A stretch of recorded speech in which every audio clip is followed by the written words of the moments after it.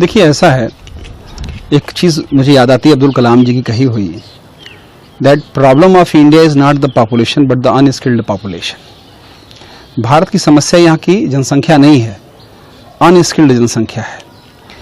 नौजवान भारी संख्या में हैं लेकिन वो स्किल्ड नहीं है, और जब तक वो स्किल्ड नहीं होंगे तब तक रोजगार पाने की या रोजगार को उत्पन्न करने की कोई क्षमता नहीं होगी। तो सबसे बड़ी आवश्यकता जो देश के सामने है, जिसके लिए सरकारें प्रयास भी कर रही हैं लेकिन मुझे लगता है कि बहुत प्रगति उसमें नहीं हो पाई है, वो ये है कि स्किल डेवलपमेंट को लार्ज स्केल पर किया जाए पूरे देश में, गांव-गांव में, शहरों में। तो एक तो आवश्यकता ये है कि जो ट्रेडिशनल स्किल्स हैं उनको डेवलप किया जाए, उसमें टेक्नोलॉजी का इंटरवेंशन हो और सरकार से एक सपोर्ट हो। दूसरा है कि नई तरह की स्किल डेवलपमेंट भी हो, जैसे आज की डेट में आप सबको पता है कि आर्टिफिशियल इंटेलिजेंस एक ऐसी चीज़ है जो पूरी दुनिया में आने वाले समय में छाने वाली है। आने वाले समय में अगर कोई डिप्लोमा भी आर्टिफिशियल इंटेलिजेंस में होगा या बीएससी भी होगा तो उसको इतनी सैलरी मिलेगी जो उसको बाकी नौकरी से नहीं मिल सकती है। तो क्या ऐसे कोर्सेज विश्वविद्यालय तुरंत शुरू करेंगे क्या? वो बड़ा समय लेते हैं। मैं एक छोटा सा एग्जाम्पल लूँ, 2002 में मैं जब गोरखपुर में था CEDTA में, तो मैंने साइबर लैब में पहला कोर्स शुरू किया था। लेकिन मुझे अभी भी लगता कि बहुत सारे विश्वविद्यालय हैं जिन्होंने अपने लॉ के कोर्स में साइबर लॉ को इंक्लूड नहीं किया होगा। तो ये जो देरी होती है इस नई स्किल्स को अडॉप्ट करने में, सिलेबस में, विश्वविद्यालय सिस्टम में, उससे बड़ा नुकसान हो जाता है बच्चों का। इसमें थोड़ी तेजी दिखानी होगी। ठीक है, एक ऑप्टिकल फाइबर हर जगह है। ऑप्टिकल फाइबर को कनेक्ट करने वाले बहुत सारे लोगों की ज़रूरत जो है एक बड़ी संख्या में गल्फ कंट्रीज़ में है। तो क्या जो ITI डिप्लोमा इंस्टीट्यूशंस हैं वो इस तरह की ट्रेनिंग दे रहे हैं, बच्चों को सिखा रहे हैं? स्किल डेवलपमेंट पे बहुत जोर देना होगा, और स्किल डेवलपमेंट को इंडस्ट्री और शिक्षण संस्थानों को मिल के देखना होगा। शिक्षण संस्थानों को इंडस्ट्री से बात करके ये जानना पड़ेगा कि आने वाले 20 सालों में किस तरह के स्किल की आवश्यकता है, और फिर उस तरह की स्किल की ट्रेनिंग उनको देनी चाहिए समय से पहले ही। अगर एक बार वहाँ जब प्रोफेशनल की जरूरत पड़ने लगी उसी समय आप ट्रेनिंग देंगे तो थोड़ा मुश्किल होगा। तो एक तो बहुत बड़ा गैप है जो मैं अभी आपको पहले भी कह रहा था कि इंडस्ट्री में और शिक्षा संस्थाओं के कोलैबोरेशन नहीं है। इंडस्ट्री भी नहीं बताती है, वो भी स्लो है कि उसको क्या आवश्यकता होगी, कितने मैन पावर चाहिए, किस स्किल के चाहिए, और विश्वविद्यालय भी कुछ भी पढ़ा देते हैं, अब जो मन में आया वो सिलेबस बना देते हैं। तो स्किल डेवलपमेंट पे जोर देना बहुत आवश्यक है। पुरानी स्किल को भी डेवलप करना होगा और नई स्किल को भी डेवलप करना होगा। और जब लोग स्किल्ड होंगे और नई नई तरह की स्किल उनके पास होगी तो लोकल मार्केट अपने आप उसके लिए पैदा हो जाएगी, और जितना ही लोकल मार्केट पैदा होगी उतना ही लोग को रोजगार मिलेगा। तो आप देखेंगे रोजगार का सृजन, स्किल डेवलपमेंट, आत्मनिर्भर भारत या स्वदेशी, ये चारों जुड़े हुए टर्म। आजकल एक नया टर्म भी आता है, एंटरप्रेन्योरशिप डेवलपमेंट, उद्यमिता। उद्यमिता भी जुड़ा हुआ टर्म है। जो उद्यमी कैसे बनेगा? कोई उद्यमी वही होता है जो लोकल समस्याओं को समझता है, अपने आसपास की समस्याओं को समझता है और उसके लिए कोई अपना सोल्यूशन ढूंढता है। वो विदेशी सोल्यूशन पर निर्भर नहीं करता है, किसी दूसरे देश के या बाहर के किसी व्यक्ति पर निर्भर नहीं करता है। तो इसी तरह की चीज़ों की आवश्यकता है जिसको हम बढ़ाएं। एंटरप्रेन्योरशिप से रिलेटेड कोर्सेज की बहुत सारी आवश्यकता है यूनिवर्सिटी में। विश्वविद्यालय में उस तरह के कोर्सेज नहीं हैं।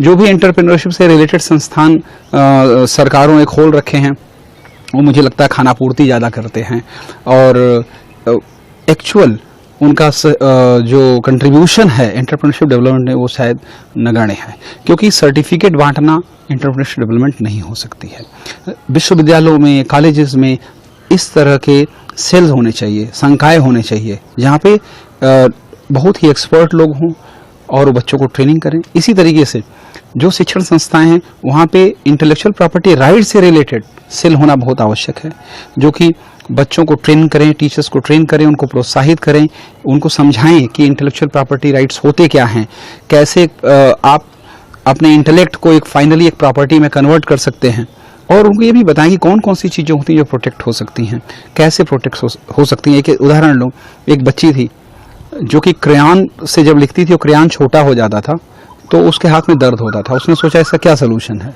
तो उसने क्रेयॉन होल्डर डिज़ाइन किया।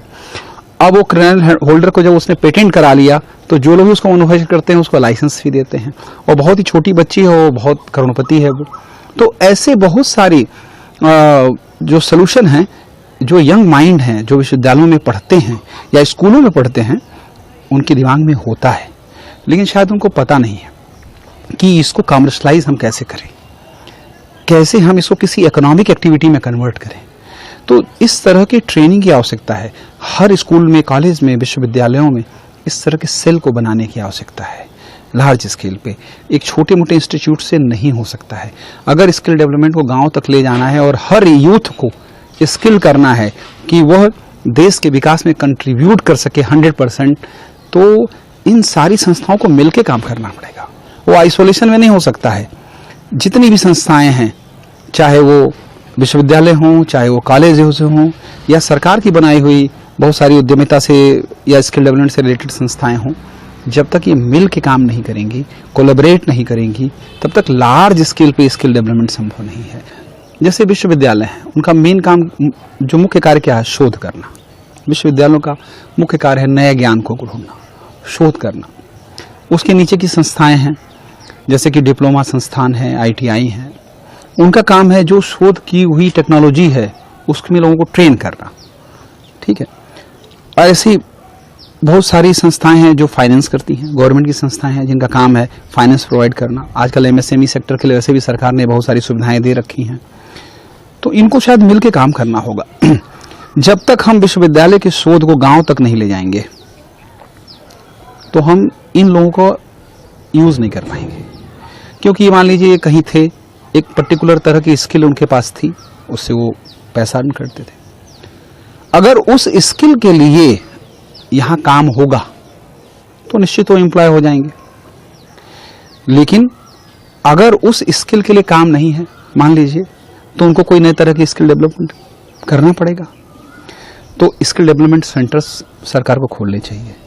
मुझे लगता है कि बड़े स्तर पर स्किल डेवलपमेंट सेंटर की स्थापना सरकार सबसे पहले तो संस्थानों में ही करे, विश्वविद्यालयों में करे, डिप्लोमा इंस्टीट्यूशंस में करे, ITI में करे। स्किल डेवलपमेंट सेंटर्स जितने ही ज़्यादा इस देश में होंगे, और स्किल डेवलपमेंट सेंटर्स की जब स्थापना करते हैं तो उस समय एक सर्वे जरूर कराएं कि उस क्षेत्र में, उस जिले में या उस राज्य में किस किस तरह के स्किल्स की आवश्यकता है, किस तरह के स्किल पे रोजगार मिल सकता है। जैसे एक मैं उदाहरण लूं, अगर आप नॉर्थ ईस्ट में जाएंगे तो नॉर्थ ईस्ट की समस्याएं अलग हैं, वहाँ की सामाजिक व्यवस्थाएं अलग हैं। उसी तरह का स्किल वहाँ नहीं संभव हो सकता है जो गोरखपुर में हो सकता है। जैसे वहाँ पे बायोडायवर्सिटी बहुत अच्छी है, तो वहाँ जड़ी बूटियों से, दवाओं से, इनसे संबंधित रोजगार बहुत ज़्यादा हो सकते हैं। अगर आप उस तरह के स्किल डेवलपमेंट लोगों में करते हैं तो वहाँ पे काम हो सकता है। उसी तरह अगर आप उत्तर प्रदेश में लें तो यहाँ पे अलग तरह की, यहाँ पे खेती एक बहुत ही बड़ा वर्ग है जो खेती करता है, खेती की समस्याएं हैं अपनी हैं। एक वर्टिकल फार्मिंग का हम एग्जांपल लें, जो आजकल नई तकनीक आ रही है। आप जानते हैं कि जब हम खेती करते हैं पूर्वांचल में, ये बड़ा मौसम पे निर्भर है, और मौसम पे निर्भर होने के नाते किसानों का बड़ा नुकसान हो जाता है खेती में।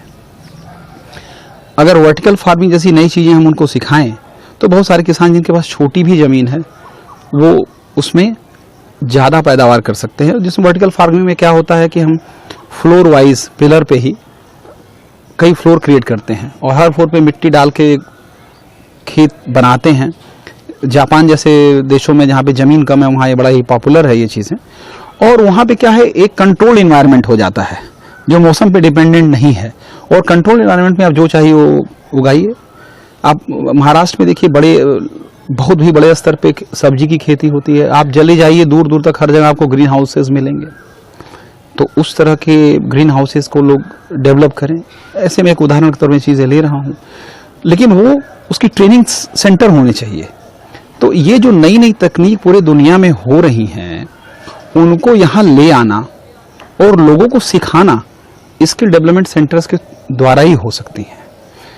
लेकिन उन स्किल डेवलपमेंट सेंटर्स में कौन पढ़ाएगा, ये जिम्मेदारी कहीं न कहीं विश्वविद्यालयों को लेनी होगी, तकनीकी संस्थानों को लेनी होगी कि वो सबसे पहले तो अपने को अप टू डेट करें। दुनिया में जो भी चीज़ें बदल रही हैं बहुत तेज़ी से, जो टेक्नोलॉजी में परिवर्तन हो रहा है, और उसके बाद वो उसका डिसेमिनेशन जो है नीचे के लेवल पे करें। क्योंकि एक आदमी जो गरीब है, जो अनपढ़ है, जो अंग्रेजी नहीं जान रहा है, वो अंग्रेजी में तो कोई चीज़ सीखेगा नहीं।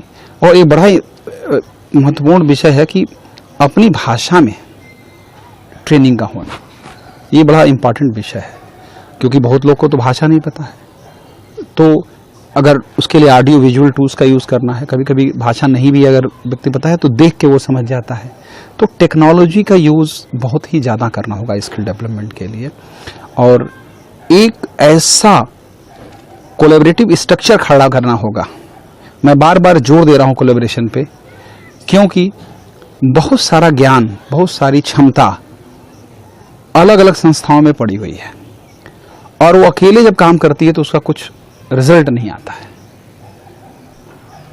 अगर वो मिल के काम करेंगे तभी इतने बड़े स्केल पे स्किल डेवलपमेंट हो सकता है। भारत में, देश में स्किल डेवलपमेंट का काम बहुत तेजी से इसीलिए नहीं हो पाया है क्योंकि जो भी संस्थाएं हैं वो अपने अपने डोमेन में, आइलैंड में काम कर रही हैं और वो कोलैबोरेट नहीं कर पा रही हैं। और हमको बहुत कम समय में बहुत ज़्यादा लोगों तक पहुंचना है, बहुत कम समय में बहुत लोगों को स्किल करना है, और वो तभी संभव है जब ये सारी संस्थाएं मिल के काम करें।